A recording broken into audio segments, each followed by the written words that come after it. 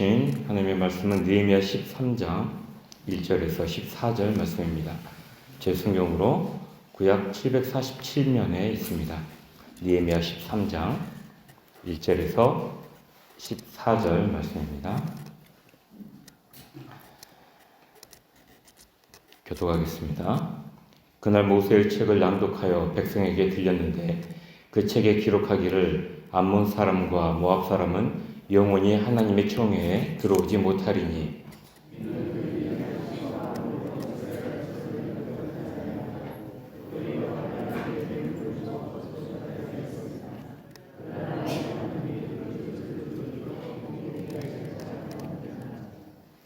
백성이 율법을 듣고 곧 섞인 무리를 이스라엘 가운데에서 모두 분리하였느니라.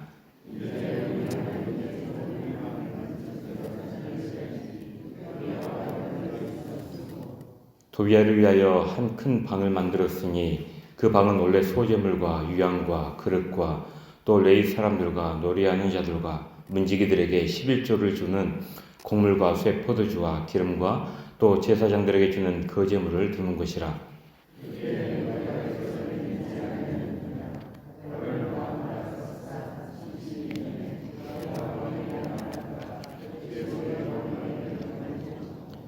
예루살렘에 이르러서야 엘리야십이 도비아를 위하여 하나님의 전뜰에 방을 만든 악한 일을 안지라.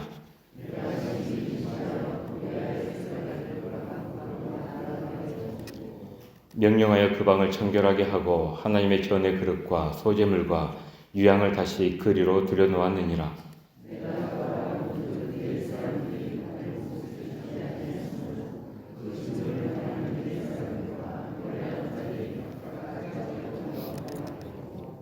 내가 모든 민장들을 꾸짖어 이르기를 하나님의 전이 어찌하여 버림바 되었느냐 하고 그 레위 사람을 불러 모아 다시 제자리에 세웠더니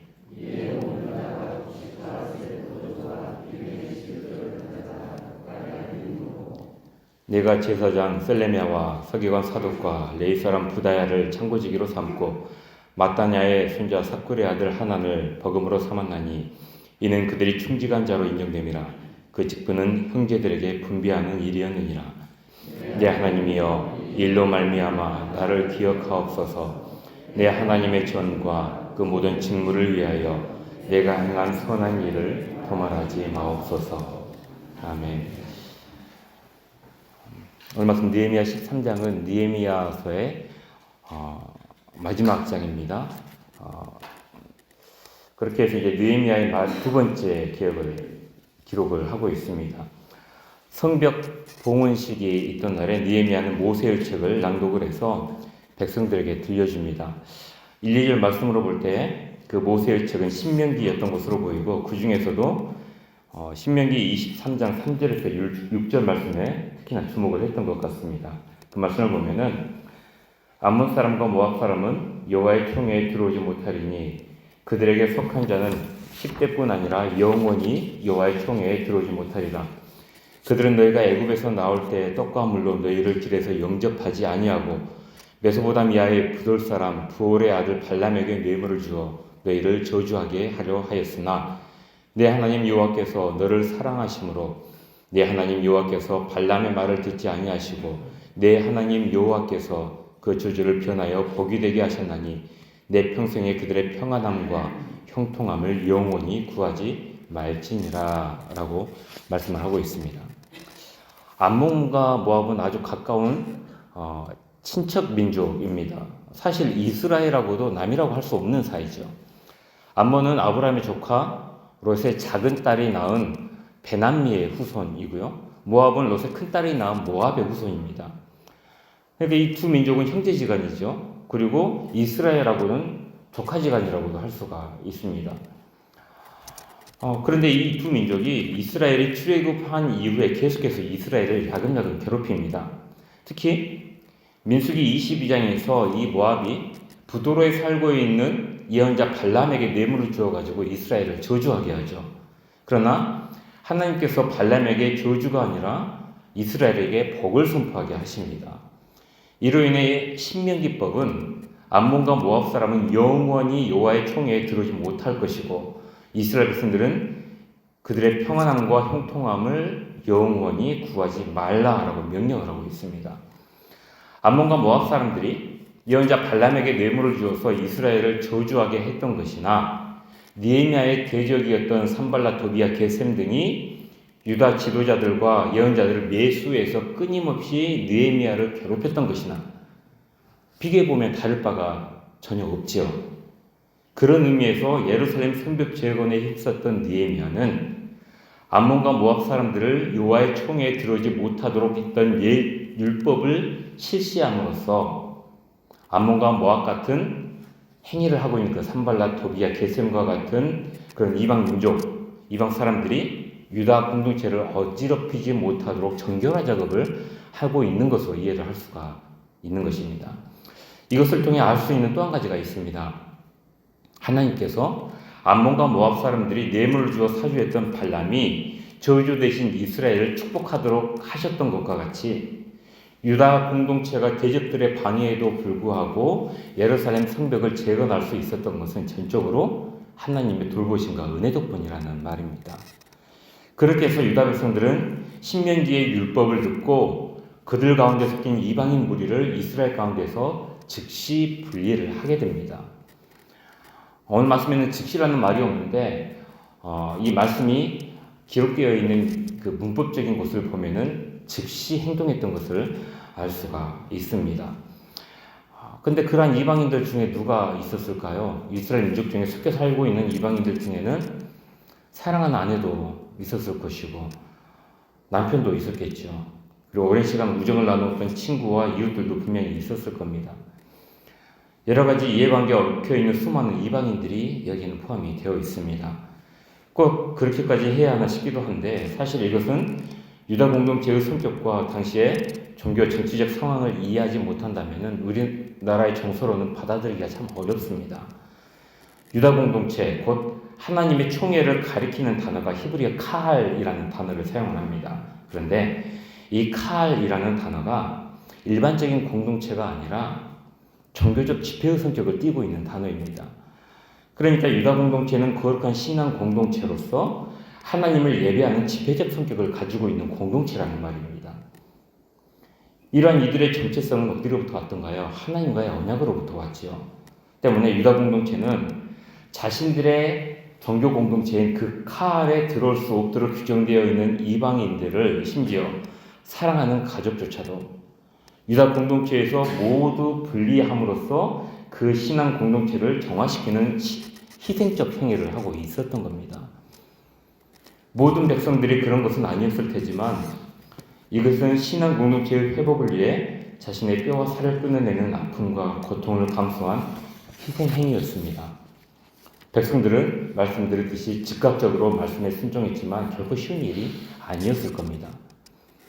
우리 성도님들, 유다 신앙 공동체를 의미하는 칼이라는 단어가 70인역 성경, 이 히브리 성경이 헬라어로 번역되어 있는 70인역 성경에 있는데요. 그 70인역 성경에서 뭐라고 번역이 되어 있기도 하냐면 에클레시아라는 단어로 번역이 되어 있기도 합니다. 에클레시아가 무엇인가요? 교회입니다. 교회. 그들이 하나님을 예배하는 신앙 공동체의 회복을 위해 가족과 지인과 모든 이해관계를 끊어내는 희생조차도 감내해냈다면 우리는 교회 공동체의 회복을 위해 무엇을 희생해야 하고 무엇을 내어드려야 할까요? 이런 것들에는 우리가 포기하기 어려운 우리의 감정이라든가 그리고 시간과 물질도 당연히 포함이 될 것입니다. 내 자존심을 희생하면 회복할 수 있고 내 감정을 희생하면 회복할 수 있고 내 말을 희생하면 회복할 수 있고 내 시간과 내 물질을 희생하면 회복할 수 있는데 여러분은 하나님께서 세우시고 예수 그리스도가 주인 되신 교회 공동체의 회복을 위해 무엇을 희생하시겠습니까? 이것을 보면 유다 공동체의 희생이 얼마나 대단한 것인지 우리는 알 수 있습니다. 3절과 4절 사이에는 시간적인 간격이 있습니다. 느헤미야는 12년 동안 유다 총독으로 있다가 바사로 복귀합니다. 느헤미야가 얼마 동안 예루살렘을 떠나 있었는가는 알 수 없지만 아마 그 기간이 단기간은 아니었을 것으로 보고 있습니다. 그동안 느헤미야의 대적들이 예루살렘을 장악을 하게 되고 예루살렘 다시 개혁 이전의 상태로 돌아가 버리게 되죠. 느헤미야가 이야기를 듣고 다시 돌아왔을 때 누군가가 아마 느헤미야에게 이제 보고서를 보냈던 것 같아요.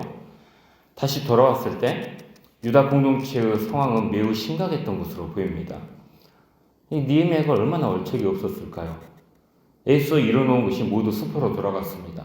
누가 봐도 힘이 빠지고 절망스러운 상황이지만은 느헤미야는 소매를 걷어붙이고 다시 두 번째 계획을 단행합니다. 제사장 엘리야십이 느헤미야의 대적인 도비아에게 내어줬던 성전의 방은 원래는 성전에서 섬기는 레위인들에게 줄 11조를 보관해 두는 곳이었습니다.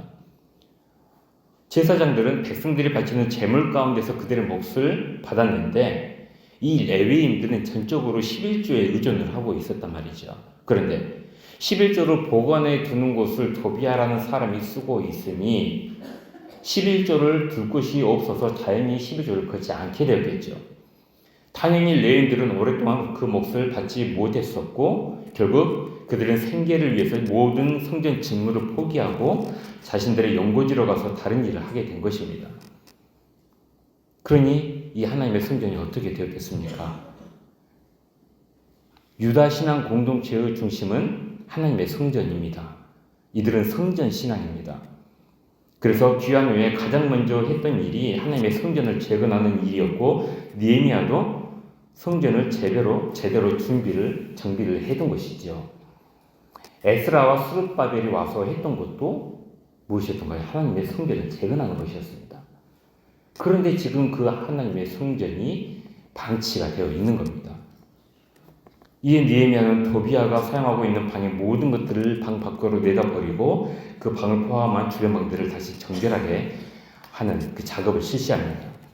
그리고 다시 레위인들을 불러 모아서 제자리에 세우고 11조도 다시 걷어가지고 성전 곳간에 드리게 되죠. 또 충직한 사람들을 세워서 그 11조가 올바로 분배될 수 있도록 합니다. 이로 인해 하나님의 성전이 다시 회복됩니다. 우리 성도님들, 여러 이해관계로 맺어져 있던 이방인들을 그 공동체에서 끊어낼 정도로 과감한 신앙적 개혁을 단행했던 유다 공동체였는데 그 공동체가 느헤미야 한 사람이 자리를 비웠다고 다시 타락의 길을 걷게 됩니다. 그렇다면 우리는 어떨까요? 유다 신앙 공동체든 우리든 신앙의 개혁은 우리가 사는 날 동안 끊이지 않고 계속해서 날마다 시행이 되어야만 합니다. 무엇보다 우리 힘으로 되는 것이 아니기 때문에 온전히 하나님을 의지하며 기도에 힘써야 하겠지요. 그럴 때 우리는 우리 삶을 그리고 우리 교회를 강도의 소굴이 아니라 만민이 기도하는 집으로 만들어갈 수 있습니다.